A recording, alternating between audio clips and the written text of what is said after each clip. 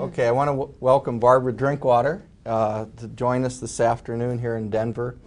And I wondered if you could do two things. First, sort of talk about your career and how you got interested in physical activity and exercise, and then, when appropriate, how that intersected with the American College of Sports Medicine and how that's fit into your career.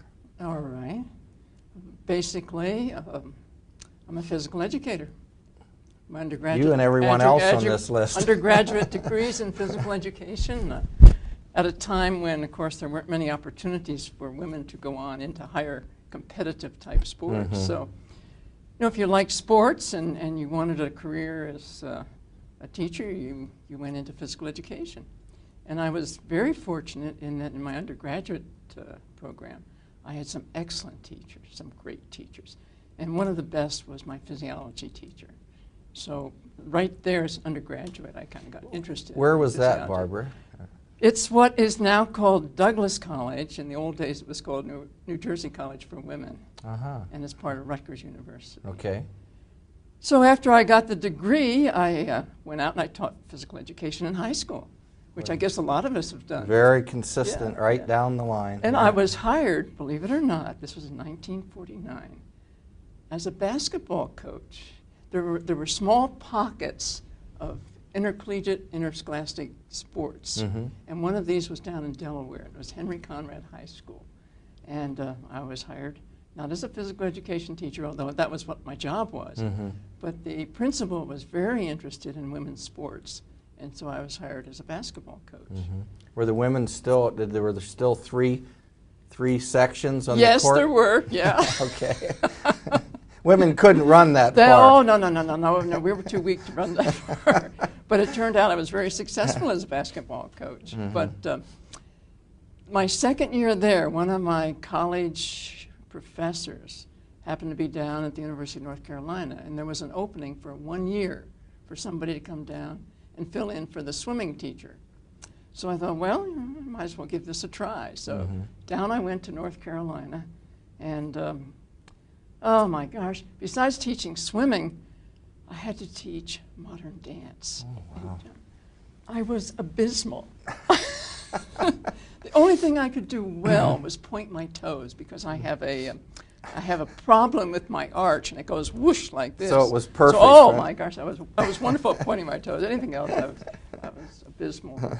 So I had a really great time that year. And then the following year, they started a master's program. So I stayed and got my master's This was degree. at UNC? Or? Greensboro. Greensboro. Yeah, okay. yeah. And got the master's degree, went from there on out to Nebraska to teach at the University of Nebraska. And unfortunately at that time, they had a head of the department who had no use for competition.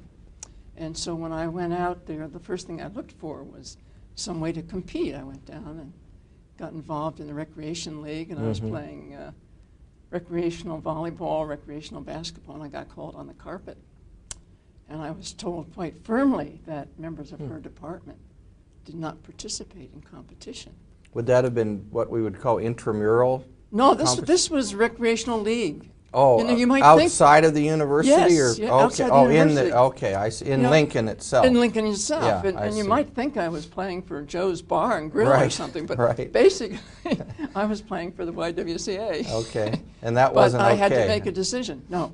Wow. If I was going to be a member of her faculty, I could not compete. Was it only applied to women, I assume? Oh, yeah, sure. Yeah, the men had. sure. University of Nebraska had a full-time competition for the men. Yeah. So I decided that I liked my sports. And that was your decision. That was my decision. Not that I got fired immediately, but I left at the end of that year. That was certainly not the place for me. When you finished your master's degree, had you moved it more towards exercise physiology at that time? No, they didn't have the exercise physiology at that time. That came later. So when I left Nebraska, I went to Butler University. From there, I went up to Purdue and got my Ph.D. there, and then went out to California. And it really was when I got to California that I got involved in exercise physiology. And that was at with Horvath? With Horvath at the Institute of Environmental Stress. Yeah. So that was... and when was that, Barbara? I went out to California, was 1962. And how did you make the jump from Purdue to there? Do you remember what the stimulus was? I went to a conference, a physical education conference, and one of the faculty from UCSB was there, and they were looking for somebody to come out as an assistant professor. And I jumped at the chance to go to Southern California. Who wouldn't? Yeah. You spend a few winters in Indiana, you're very happy to go to Southern California. Had you discovered ACSM yet? Nope. Had no idea there was such an organization. I was still very much in AFER, or whatever it was called at that point. Yeah, whatever it's called. They keep changing the initials on it. They keep changing the name, yeah. Well, but what was your Ph.D. dissertation in? It was related to educational psychology. I was in psychology, sports psychology. But when I got out there, it was very interesting because here all of a sudden I'm in this research-oriented university and was either very definitely publish or perish. So I was very fortunate in being able to go over to the Institute of Environmental Stress. And I tell you what it was, Jack. At Purdue, my statistics was with Ben Weiner. I don't know if that means anything to you, but he was an excellent statistician. And so when I got out to the Institute, I was immediately their data analysis and experimental design person. So that's what I did at the Institute originally. And more or less, I sort of picked up the exercise physiology while I was at the Institute as their data analyst and their experimental design person. So it was kind of... And you stayed there, what, 3 years? Or I was there from 69 to 82. Oh, 3 years. Wow. Wow. I forgot the connection between Horvath and Dill. Horvath married his daughter? Was Dill's that it? daughter. Okay. Yeah, okay. So it was nice to be able to interact with David Dill. He was a lovely man. Besides being a wonderful scientist, he was just a lovely man. Yeah. And he probably came down there fairly frequently. He came down frequently, but at the time he was over in Las Vegas, and he was doing his donkey work with out in the desert. Larry Golding was telling me a little bit about that. So. Well, here's this man at that time in his 80s, and he had this wonderful relationship with high school students who came out to work with him. With his pretty unusual burros. Yeah, the burros. Yeah. So it was at the Institute that I first heard about the American College of Sports Medicine. And my first meeting was, let's see, it must have been in Albuquerque in, was it 69? You're taking me back in ancient history. Well, but I think I don't have my cheat sheet either. We could check right away. 1969. It was in Albuquerque, and we met in a motel, and the entire membership met in one room. That's what, a couple other people were, Bill Morgan and Wilmore were reminiscing, say, we all met in one room, and after that we went and had a beer, and we knew everyone. They may have. I don't know that I was invited. I think there might have been one other woman in the room at the That was going to be my next question. In 1969, I bet there weren't too many women there. I think there might have been 2 other women, but it was pre-Title IX days. Yeah, because that was women 70s. really were getting into sport even. Yeah. So, and it wasn't that the men were actively being chauvinistic, just they weren't used to having us around. Yeah. But really, I owe a lot to Jack Wilmore, because he invited me, I think it was in the early 70s, to write a chapter on women in exercise. And I think that's the first time that my name got out beyond the confines of Santa Barbara. And then from then on, invitations would come in to speak on the topic. And it sort of started things off. But as far as moving up in the ranks in ACSM, it was at a time, my timing was perfect. It was at a time when people were suddenly becoming aware of the fact that they had sort of disregarded the women in their midst. Yeah. And so they were looking for women to do things within the organization, and there I was, right there. So I had a chance to be one of the editors for MSSE, and got invited to run for the Board of Trustees. And this was before I was even a fellow. Wow. And I said, Jackie, I can't run. I'm not a fellow. Well, we'll expedite your fellowship. We'll do something about that, yeah. You know, I had the requirements, but I had never made the move to become a fellow. So and you know, not only at the right place and time, but you had really great credentials. By then, yes. I mean, it was perfect. It was very fast. Yeah. And I remember meeting Charlie Tipton at one of my first meetings. I was petrified of this man who spoke so sternly on so many matters. And it turns out he's just a big baby. He is. all show. Yeah, one of my best buddies from those days. Well, he'll be here shortly. Yeah, those were interesting times. Yeah. So, you know, after being a member of the board and getting involved and so forth, I ran for vice president, and you know, just things progressed. And we had the divisions then, right? Basic science and so forth. Sure, so, sure. and you were in the basic science. So. Yeah, I became an expert physiologist very quickly. Yeah, it served you well. Physical educator. Well, everyone is almost to the person has had almost exactly the same. Yeah, it's interesting, isn't it? Everybody that sat here today basically was in physical education, wanted to be a coach. Yeah. Was a coach or realized that maybe that wasn't the best thing for them to do, and went on to graduate school. You know, when I was an undergraduate, no one talked.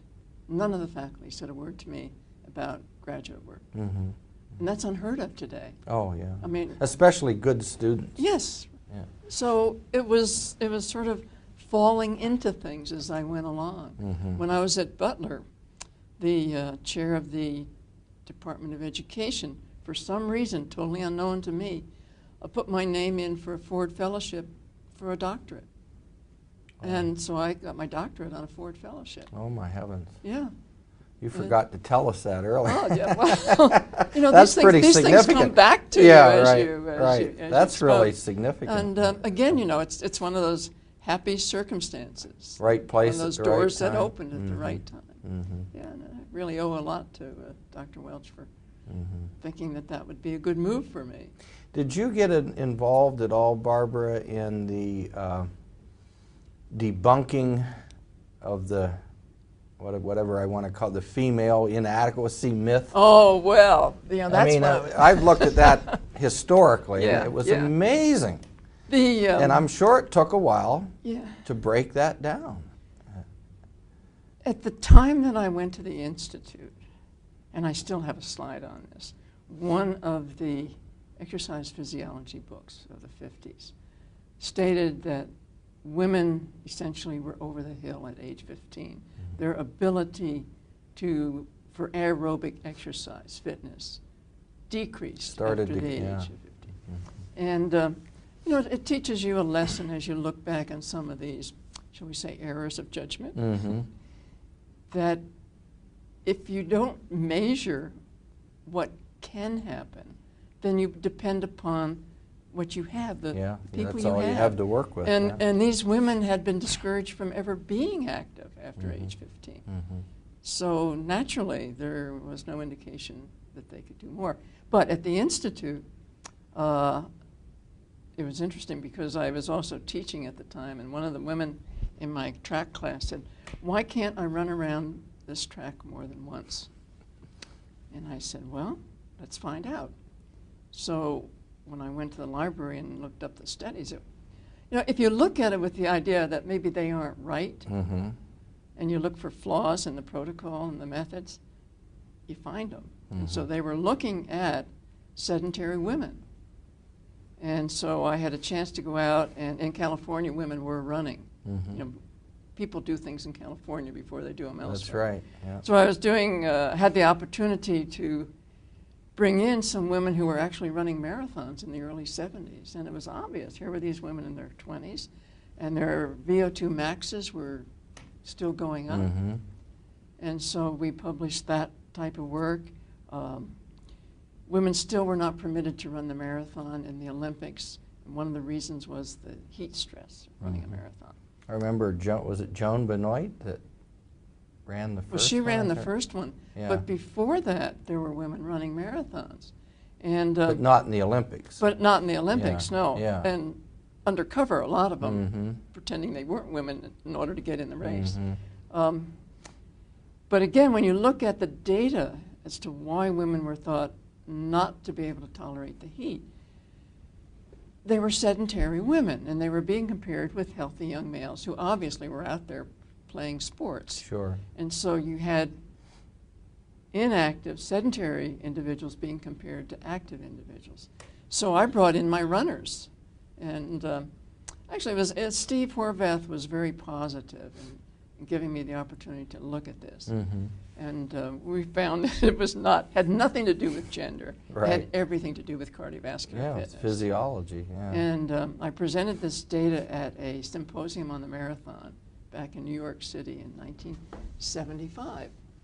And there were a couple of other studies on the topic, and at the end of the symposium, the whole group came together and stated, and I can't say the exact words, Jack, but stated that there was really no scientific basis for not permitting women to run long distance.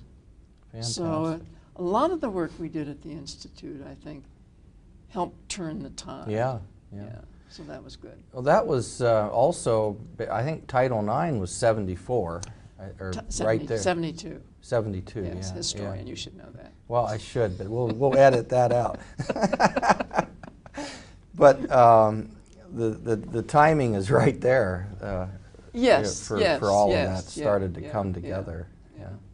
Well, I was wondering too. You know, we sort of got into ACSM, then we got out of it again. But how have you seen ACSM change since you joined? I mean, there's been a lot of changes, and I think a lot of positive things. You know, I can't give you the numbers, the proportion of women, but it was relatively small, as I said in the beginning, and it has grown to the point where I think women It's almost must make 50-50, almost I think. 50-50, isn't it? Yeah. Yeah.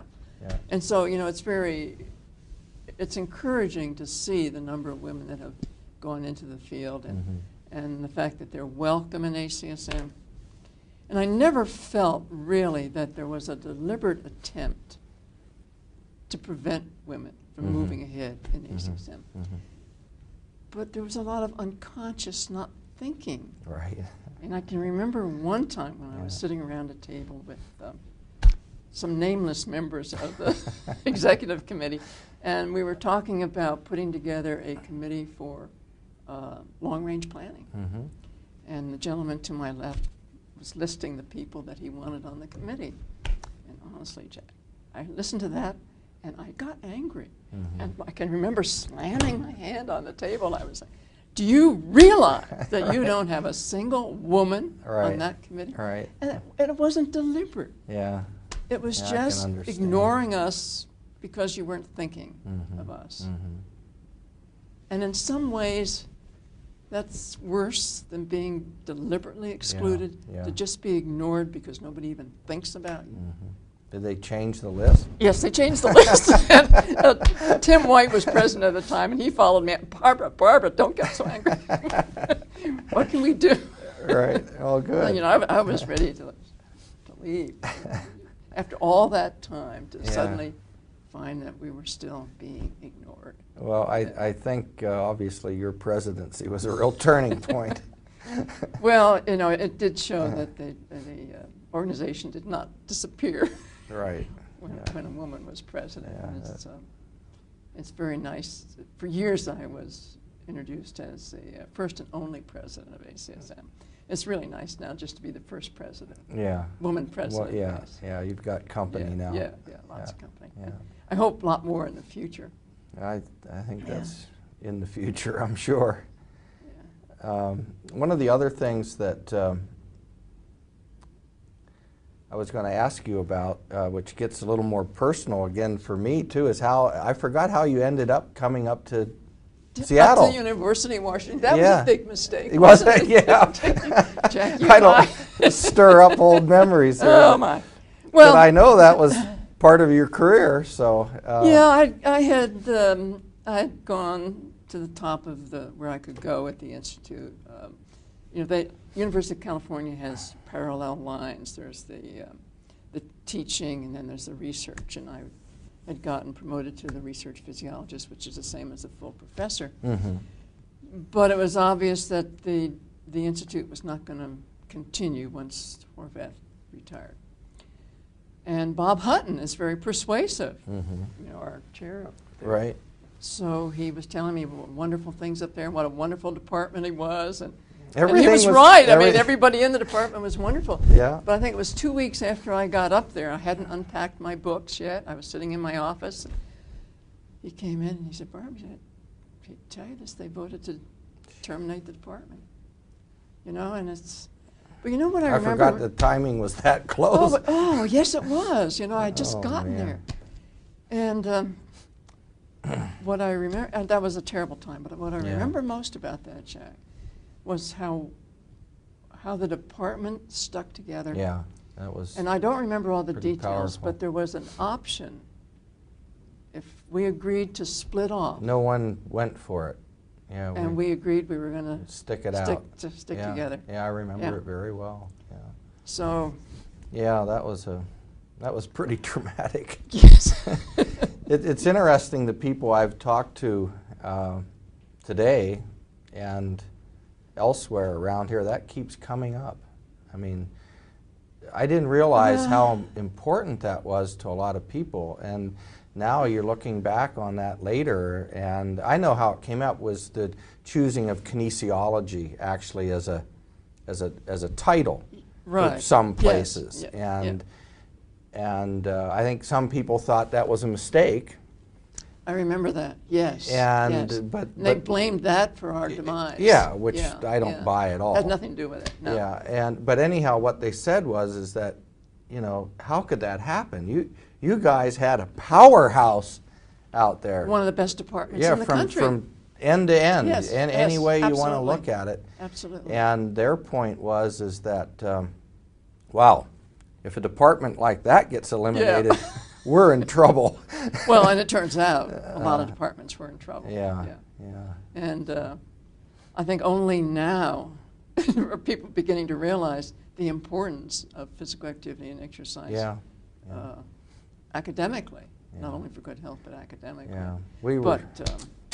I still think of Bob Hutton at times, and I do too. His death directly attributable to that. No question about it. Yeah. And you I guess you wouldn't mind being eliminated if you were doing something wrong, but I think we were doing everything right. Everything right. I mean, we were way ahead of our time. Yep. Way ahead. Yep. Which makes it even worse. But anyhow. Well, some people landed on their feet. You landed on your feet. Yeah, I there lucked out. The department. But a lot of people didn't, though. And I went down to Pacific Medical Center as started my own research lab down there. And people would say, well, that turned out well. But, I wanted, when I went to the University of Washington, to get back into teaching. Yeah, that's one thing I missed at the Institute. Yeah. And I just loved to teach. Yeah. And, you missed the student interaction. interaction, Missed the grad students. Exactly. Yeah. Yeah, I so agree. that was too bad. Yeah. However, turned out okay for both of us. I yeah, guess. yeah. And before we have to stop here, boy, time goes fast. I just sort of in closing wanted to see if you would comment at all on where you think ACSM is now and where we might go in the future, and are we doing the right things? Do you think things need fixed? Or, I mean, some people have suggested that it's just getting too broad, too diverse. Other people have mentioned that we're going too much towards public health and getting away from basic science. And I mean, it's just an opinion, but you've been in it, you've looked at it from all different aspects, and is it still strong, vibrant I think that ACSM group. right now is as strong as it's ever been. Yeah. And even though I am in the basic science area, I see no point to what I do if it doesn't have some impact, application. Some application. Yeah. So I'm firmly behind everything that they're doing in the area of public health. Mm-hmm. I think that what we do in the laboratory has to come out of the laboratory and have an impact on people's health and people's lives. And I think particularly, I was very pleased yesterday to see that one of the things they want to do is work on helping to bring physical education back into the schools. Yeah, absolutely. I mean, what's happening to the young people in this country, the yeah. rise in obesity, why in the world we shouldn't use our knowledge and any clout that we have as an organization to encourage physical education back in the schools. It's the one place every day every student can be active. Yeah. It's the only place. And that's one of my pet peeves too, because that's one of the few subjects that by law in most states, I think every state, is required. Should be. Should be. And they just pretty much ignore that. Yes. And I think that's one thing that this group could really get involved Well, in. I hope we do, and I hope that we have an impact. Remember, I was appalled when Atlanta did away with recess in elementary school. Yeah, I mean, remember that was reading one of the about first that. first steps like that. Yeah, that was my best class. No. I excelled at that. Well, and you know, I think that my good health, besides being good genes and everything, is related to the fact that I've been physically active all my life. Yeah. No question. Yeah, I think so. And I think that every child should have that opportunity to have that same basic physical activity that is so important for their health. And two, irregardless of their family background, their socioeconomic class or whatever, if they're in school X number of hours, they have the same opportunity to get that as anybody else does. And it's the only place that some of those youngsters have that opportunity. That's right. So in a way, the youngsters from the lower socioeconomic, shall we say, class would not have the opportunity elsewhere. That's right. And so you're actually setting them up for future health problems. Yeah. I forgot to ask you earlier, are you from the East Coast? I mean, were you from New Jersey. So that explains why you went there first, right? It explains why I also got out of there as fast as I could. Well, I'm from central Pennsylvania. Oh, so, are you? Yeah. Would you go back? No. We can edit that out, too. But I went to Lock Haven. Oh, yeah. I mean, I wanted to be a high school gym teacher and a baseball coach. Sure. It's amazing how our interests sort of meander. Yeah. And once I got there, my favorite subject was exercise physiology. And do you remember a guy named Dave Pendergast?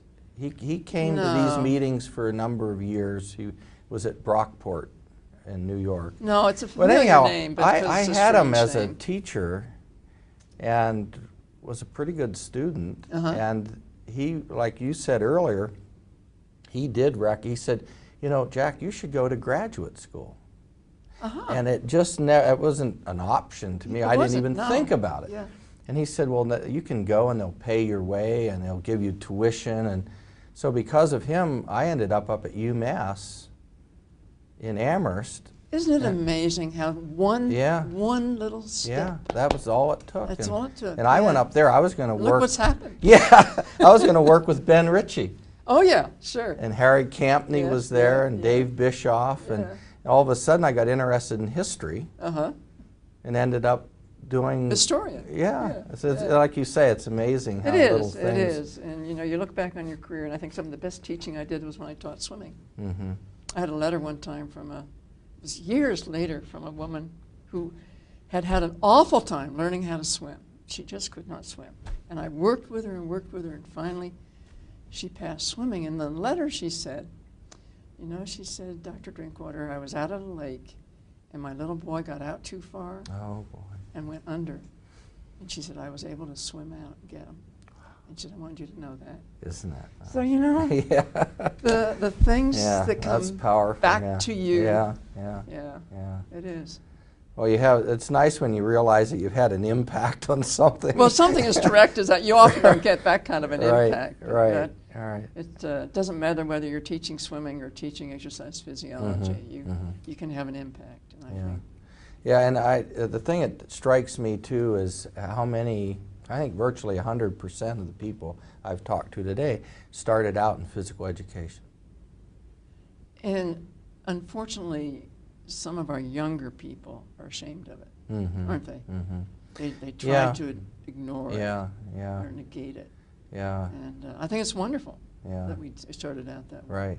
Right. Because that was the basis then for what we've done later on. Yeah, it was that sort of that commonality in physical activity right from the start. Yep. And so, anyhow, I think our time is rapidly. So where's Dr. Tipton, huh? Well, I'm not leaving until I see Dr. Tipton. Thanks so much, Barbara, for chatting. That was really nice of you.